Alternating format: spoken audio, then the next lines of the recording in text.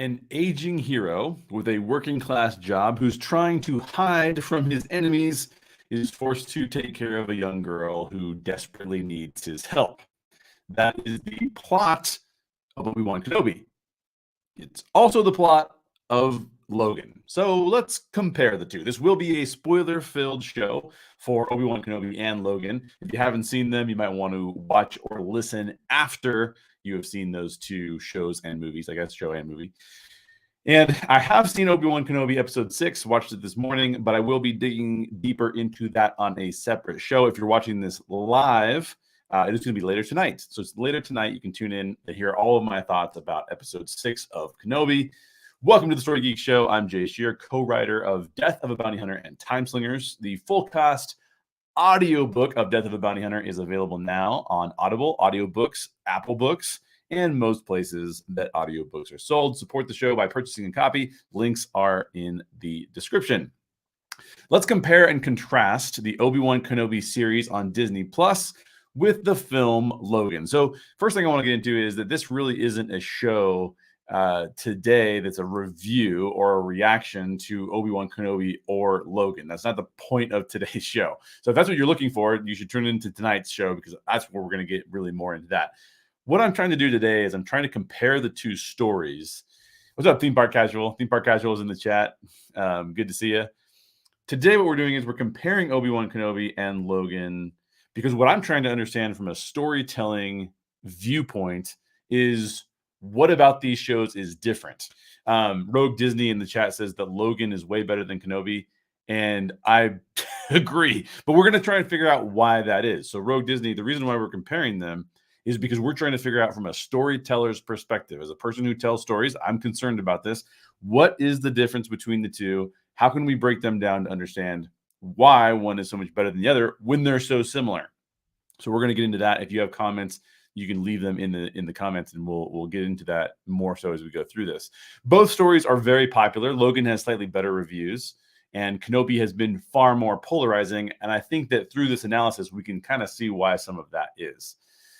So we're going to talk a lot about what emotions and thoughts each one of these stories produces in the audience. Because when I look at a story, one of the things I'm trying to accomplish is I'm trying to figure out what emotions am I feeling, what thought processes are being brought up in my head. And a lot of times that makes me like or dislike the story. That happens in both of these stories as well. So let's start by comparing the setups. I did that a little bit in the intro, but let's compare the setups of these stories. In both stories, we have an older, depressed hero that is somewhat removed from society. Obi-Wan's removed from society on Tatooine, and Logan is removed from society in Logan. He's taking care of Professor X. Both have very working class jobs, right? Obi-Wan is now doing, working in a meat processing plant of some kind on Tatooine, while Logan is actually serving as a chauffeur. He has a limousine that he drives.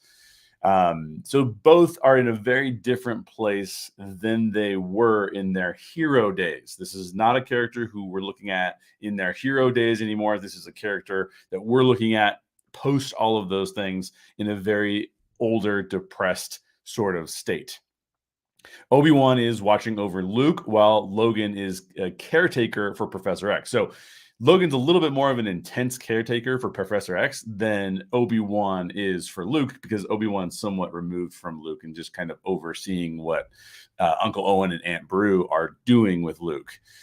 Everything about both of their former lives, both Logan as Wolverine, former Wolverine, and Obi-Wan, both of their former lives have completely fallen apart. The Empire has taken over the galaxy, so that the Jedi Council is completely fallen apart.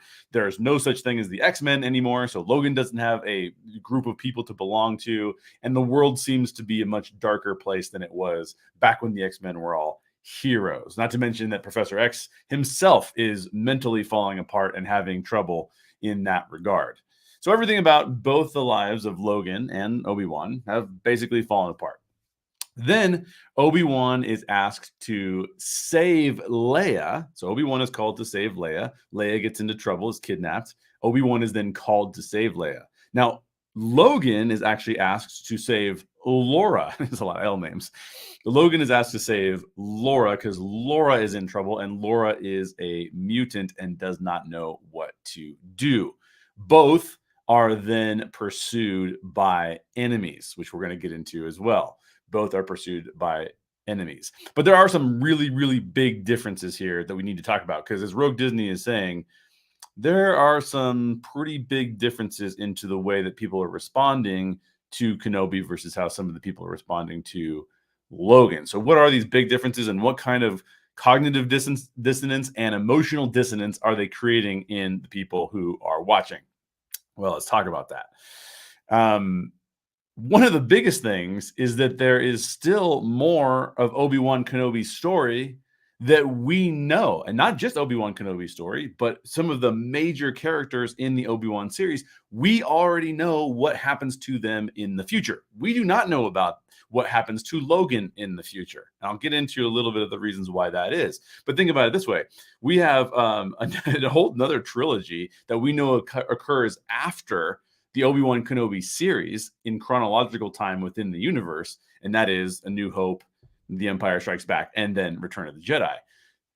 Kenobi, then, we know where his story is going. We know how Kenobi dies. We know that he dies at the hands of Vader later on in A New Hope. We know that he goes on to become a Force ghost. We know a lot of what happened to Kenobi. We also know what happened to Anakin, and we also know what happened to Leia. In fact, we have a ton of Leia content that comes after this particular series. We have no clue what happens to Laura. We have no clue what happens to Logan. We have no clue what happens to Professor X. Some of the biggest characters that the story actually cares about in Logan. Very, very different situations we have going on. Obi-Wan is sitting in the middle of things. Things came before it, things come after it. But also you have, of course, Logan, we don't know what comes after. Now, I do have to mention canon. I do have to mention canon here because it is important to say that canon is treated very differently in both of these universes. First of all, in the Star Wars universe, canon became very, very important. We talked about this. I talked about this with Brian Dillon.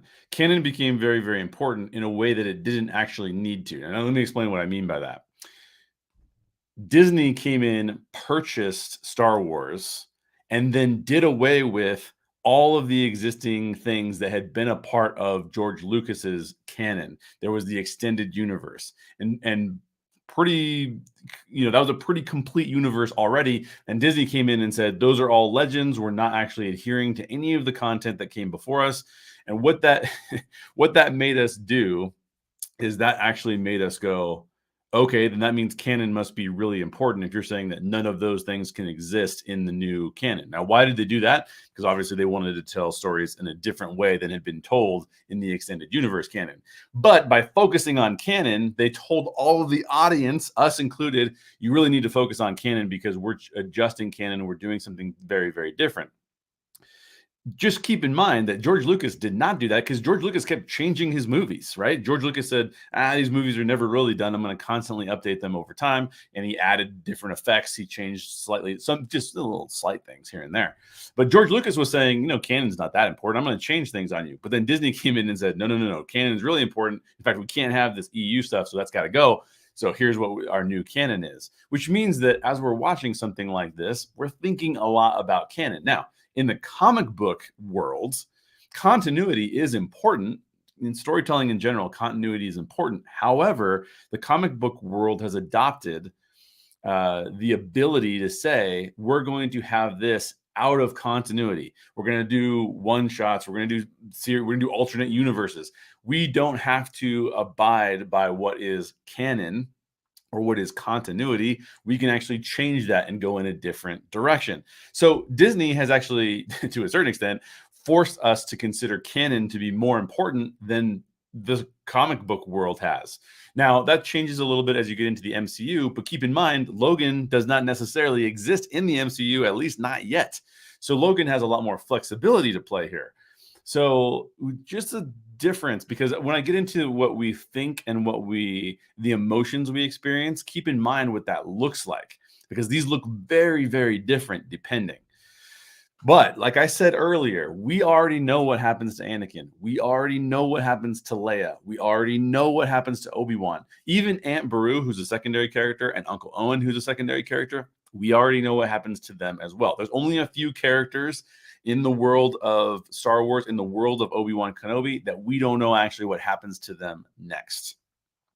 The difference is we have no idea when the film Logan starts. We have no idea what happens with Logan, who's, Wolverine, obviously. So we know a little bit of what came before, but we don't know what is happening later. We have no clue what Laura's story is going to look like, and we don't have any clue what Professor X's story is going to look like. Not to mention, we have no idea what the villains and the enemies and their story is going to look like either. So that means that we're going to rely upon slightly different emotions when we're telling these stories. As storytellers, we can only do so much with these kinds of stories.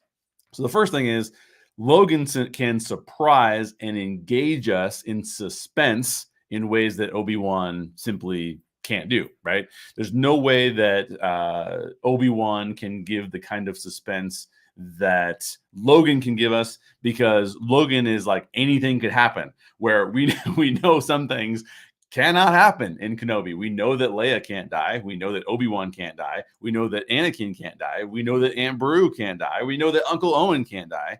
So that for a watcher, our emotions are somewhat satiated in that regard, right? Because we already know that's not going to happen. With Logan, we do not know that. So Logan can surprise and engage us in suspense in ways that Obi-Wan cannot. So that means that certain moments can hit us as viewers really, really hard. What does that mean? Well, just think about it this way. And I told you there's going to be spoilers for Logan. There are a couple things that happen in Logan that are very, very intense, including 2 huge character deaths.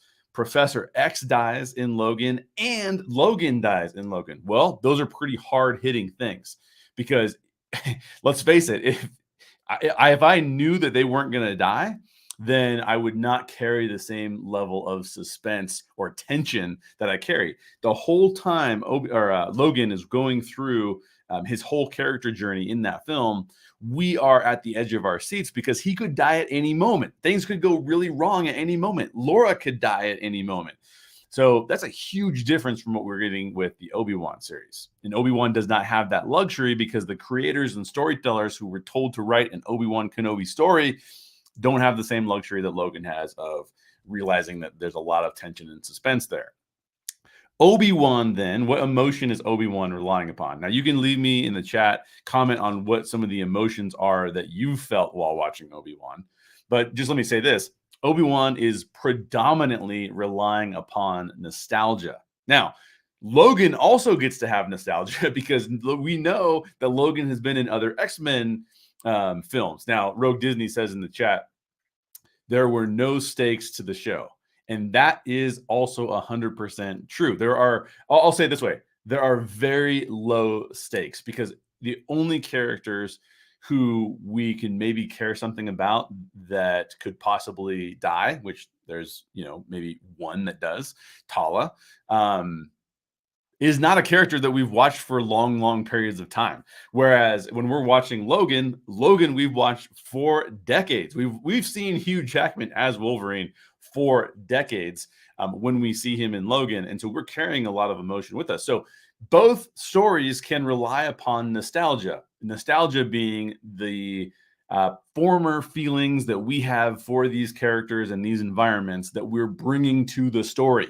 So Logan has that, and Obi-Wan has that as well. But what Obi-Wan doesn't have is some of that tension and some of that shock value, if you will, as well. So the big thing that happens here is that Logan, we have big concerns for. But in Obi-Wan, we have smaller concerns. We have more curiosity than we have suspense. What happens? Why does it happen? It also does something that's really, really interesting, and it actually turns on our thinking brain instead of our emotional brain. Now, why? So when our emotional brain is turned on, we're sitting there going like, what's going to happen next? I'm feeling something.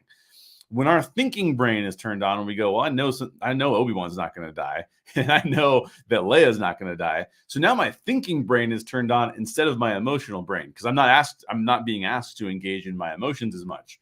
What does that do to me as an audience member? It makes me think about, how does this affect canon? How does this affect the future? How does it affect the past?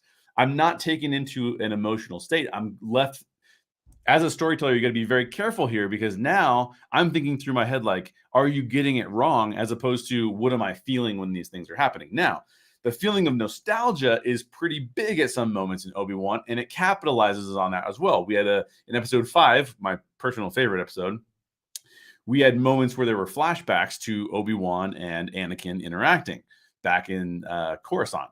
And so those emotions, those nostalgia emotions, can rise up in us. And we can do things where we turn off our thinking brain. Now, some people will not turn off their thinking brain as fast as others, and that's totally fine. You can't control that as a storyteller. But for example, I mean, Anakin looks like a 40-year-old guy. I'm over 40, so I know what this feels like.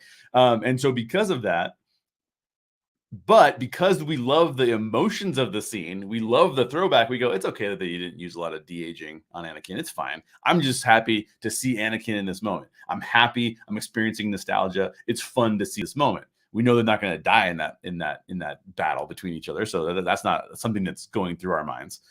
But it's harder to disengage your thinking brain. If we were worried about Vader or I should say Anakin or Obi-Wan dying in those scenes, then we would have a very different response to what was going on screen. But we know that they're fine. We know that they're fine. So we're just happy to see them back in these moments. And it's a very, very different lived experience for us. So what I mean by that is, Obi-Wan's storytellers cannot engage us in giant emotional moments where we're terrified or where we are overjoyed that someone barely made it out. Why can they not get us there? Because we know these characters are not gonna die. We know these characters don't have big emotional places to go to.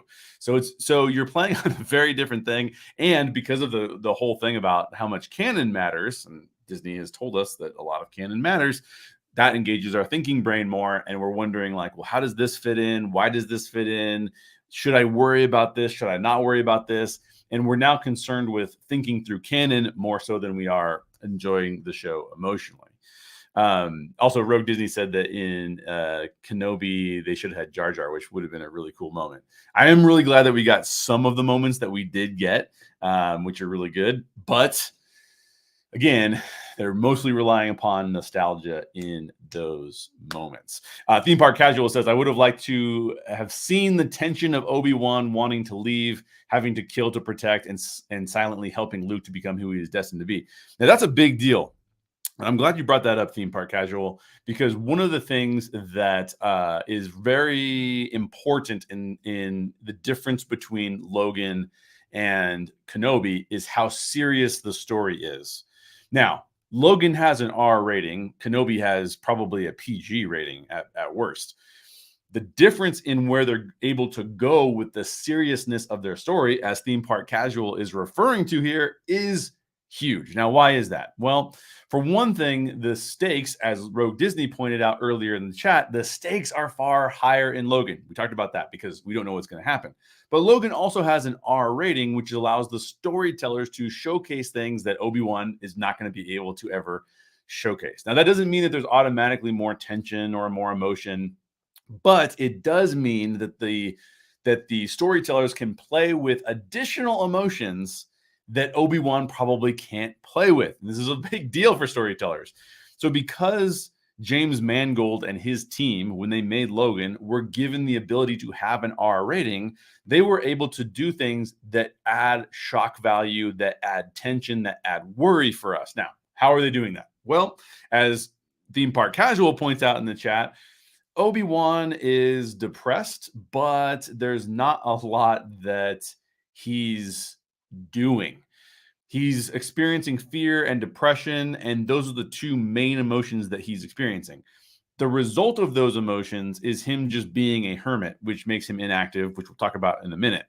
He's very inactive or reactive. But Logan, Logan has an R rating, and Logan can take his depression, and Logan can take his worry and his fear and turn it into a lot of anger. And what does that do? It shows us things that we cannot believe that Logan is doing.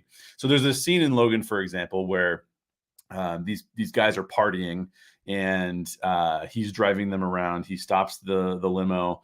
They get out, and there's a giant fight. Now, what we would see now, if this were on Disney Plus, that fight would be like, you kind of see them hitting each other. There's like some rough housing maybe, but that's where it ends. James Mangold has an R rating he's playing with. So what does he do? He has this extremely violent battle where Logan does pull out the claws and goes to town on these guys. It's very, very violent, very bloody, very intense. Now, as an audience member, we get to experience another couple set of emotions that we're not able to get to in in Kenobi. Now, why is that? Because we are, one, shocked at what we're seeing on screen, which is an emotion that I keep bringing up, but we're also kind of disgusted, right? We're kind of disgusted with Logan because we've always seen Logan as a hero. We're like, we can't believe that you just stuck your claws through that dude's skull. So there's a level of disgust, but there's also a level of, whoa, this is really intense, and I need to pay more attention because whatever Logan has going on in his life is really impacting him in a way that I have never seen before. So again, having an R rating doesn't automatically add more tension. There's plenty of PG-13 movies that have a lot of tension, but it means that the storytellers can take us places that Kenobi storytellers will just never be able to. So the couple final things I want to do is I want to compare the actual characters and the things they're going through. And this is some of the things that Rogue Disney and Theme Park Casual have talked about in the chat. And thanks for joining me, guys, because it's really fun to have some interaction there in the chat. Just so you know, too, I can't see all of the comments in the chat. For some reason, StreamYard is not showing me every single comment. So I'll try to get to whatever I can. But I want to get into a comparison of the lead characters because I started talking about this already, and this is really, really, really, really important. When you are telling a story, generally speaking, you want to be able to have characters who have agency and characters who want to take action. Okay. So Obi-Wan kind of doesn't want to do anything. Obi-Wan's doing everything that he does out of a reluctance to do it. Now, we as an audience maybe understand that reluctance, but generally speaking, it is harder for the audience to get behind characters who do not want to act, right? What's the difference with Logan? Logan is far more active. Obi-Wan is trying to remove himself, be a hermit. Logan is trying to actively combat people so that he can protect Professor X. Talked about what he did to the guys with the limo when they pulled over the limo. But also, Logan has another goal. What's Obi-Wan's goal? Stay hidden, do nothing.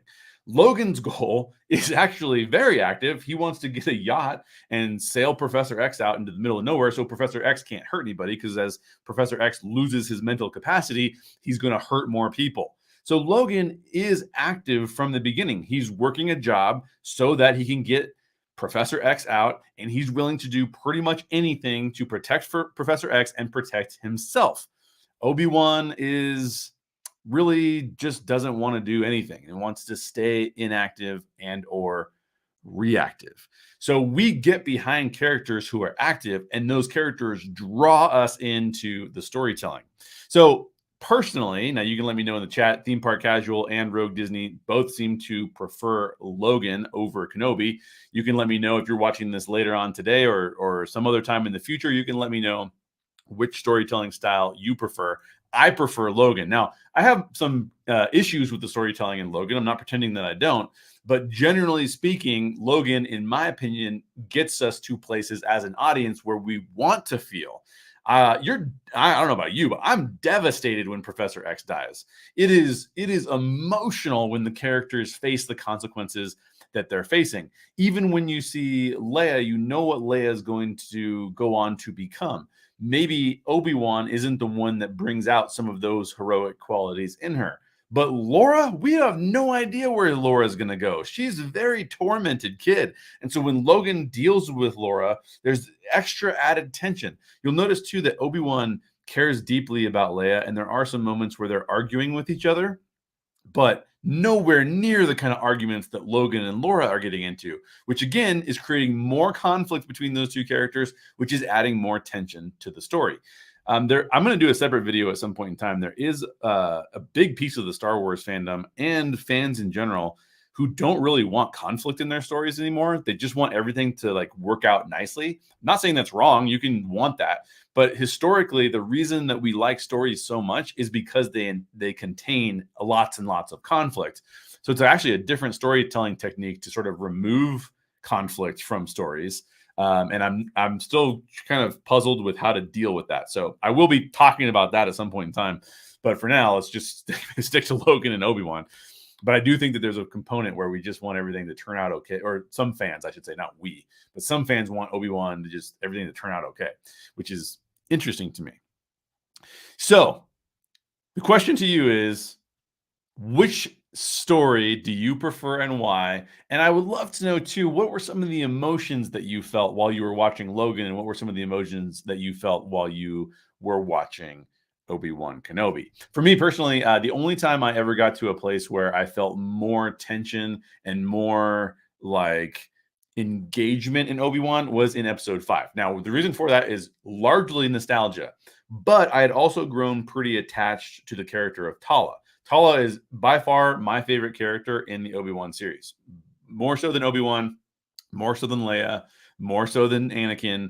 I really liked Tala's character because Tala had a lot of conflict in her. And I think that Indira Varma did a really good job of showcasing that tension that was in her, to the point where she was even willing to save the little rebellion that had started, save the Jedi, by sacrificing herself in order to do that. I liked that a lot. It gave more stakes, as Rogue Disney was talking about earlier. There were more stakes. If people are willing to die for this to occur, then the stakes tend to be higher.